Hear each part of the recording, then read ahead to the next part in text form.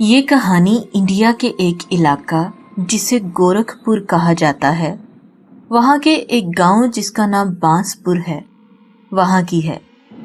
گاؤں کے مشرق سمت آم کا ایک بہت بڑا باغ ہے جو کبھی گاؤں والوں کے لیے ایک تفریح کا سماں تھا، لیکن آج سے تقریباً 23 سال پہلے یہاں کچھ ایسا ہوا جس کے بعد یہ باغ ایسا ویران ہوا کہ یہاں آنا جانا تو دور، اس کا نام لینا بھی ممنوع سمجھا جاتا تھا۔ گاؤں والوں کا ماننا ہے کہ مغرب کے بعد اس باغ میں پرندہ بھی نظر نہیں آتا۔ کہانی کچھ یوں ہے، اس گاؤں کے ایک رہائشی سبھاش کانتا کی ایک بیٹی کی شادی ہمسائے گاؤں کے ایک لڑکے مہاتم یادو سے ہو رہی تھی۔ بارات گاؤں سے چلی تو سبھاش نے اپنے گھر کے قریبی ایک سرکاری اسکول میں بارات کے بیٹھنے کا انتظام کر رکھا تھا۔ بارات اسکول میں پہنچ گئی، ان کے کھانے پینے کا بندوبست کیا گیا۔ کھانے پینے اور باقی رسومات کی ادائیگی کے بعد بارات نے سبھاش کے گھر جانا تھا جو تھوڑے فاصلے پر تھا۔ بارات اسکول سے نکل کر کچے راستے سے سبھاش کے گھر کی طرف روانہ ہو گئی۔ بارات کے ساتھ بینڈ باجے والے بھی تھے جو ایک ٹریکٹر ٹرالی پر سوار تھے۔ گاؤں کا راستہ آگے جا کر تنگ ہو گیا کیونکہ راستے کے ایک طرف ایک تالاب بنا ہوا تھا اور دوسری طرف باغ تھا۔ ٹرالی جب تالاب کے پاس سے گزری تو کچی مٹی ہونے کی وجہ سے ٹریکٹر اور ٹرالی کا وزن برداشت نہ ہو سکا اور ایک طرف کو ٹرالی الٹ گئی، جس سے بینڈ باجے والے ٹرالی کے نیچے آ گئے، جس سے ان سب کی موت ہو گئی۔ اس حادثے میں 14 لوگ مارے گئے۔ اس حادثے کی خبر گاؤں والوں کو بھی ہو گئی۔ سب نے مل کر لاشیں برآمد کی۔ یوں خوشی کا تہوار ایک دم سوگ میں بدل گیا۔ بہرحال سبھاش کی بیٹی کی ڈولی تو اٹھی، لیکن ساتھ 14 لوگوں کے جنازے بھی اٹھائے گئے۔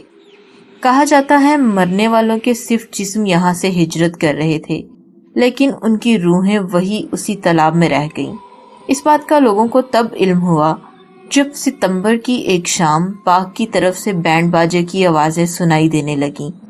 تب گاؤں میں بجلی کا انتظام نہیں تھا کہ شاید ٹیوب ویل یا ٹیپ کی آوازیں ہوں۔ دوسرا، رات کے اس پہر کس کی بارات آ رہی ہے، اور ستمبر میں ہندو شادی بھی نہیں کیا کرتے، پھر آوازیں کیسی؟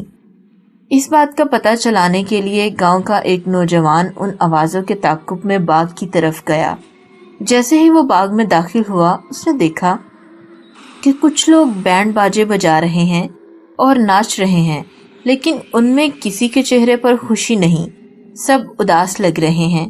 یہ دیکھ کر وہ ڈر گیا اور باغ سے بھاگ کھڑا ہوا، لیکن کافی دور پہنچ کر اسے ڈھول کی آواز آتی رہی، ایسے جیسے وہ بارات اس کے پیچھے چل رہی ہے۔ وہ سرپٹ دوڑا اور گاؤں میں جا کر اپنی آپ بیتی سنائی، لیکن گاؤں والوں نے اس کی بات کا اعتبار نہیں کیا۔ اگلی صبح کچھ لوگ اس باغ میں گئے تو انہیں وہاں کیچڑ سے لتھڑے پاؤں کے نشانات ملے جو تالاب کی طرف سے آ رہے تھے۔ گاؤں والوں کو اب تھوڑا تھوڑا یقین ہونے لگا تھا۔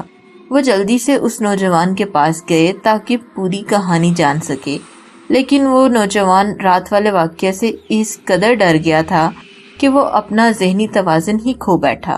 اسے رات کے وقت ڈھول اور باجے کی آوازیں سنائی دیتی تھیں۔ گاؤں والوں نے اس کے بعد اس باغ میں آنا چھوڑ دیا اور باقی سب لوگوں کو بھی منع کر دیا، لیکن اس سب کے باوجود کئی لوگ اس کا شکار بنے۔ کہا جاتا ہے جو بھی ان آوازوں کا پیچھا کرتا باغ میں جاتا، پہلے جیسا واپس نہیں آتا۔ آج بھی مخصوص دنوں میں یہ آوازیں باغ سے سنائی دیتی ہیں۔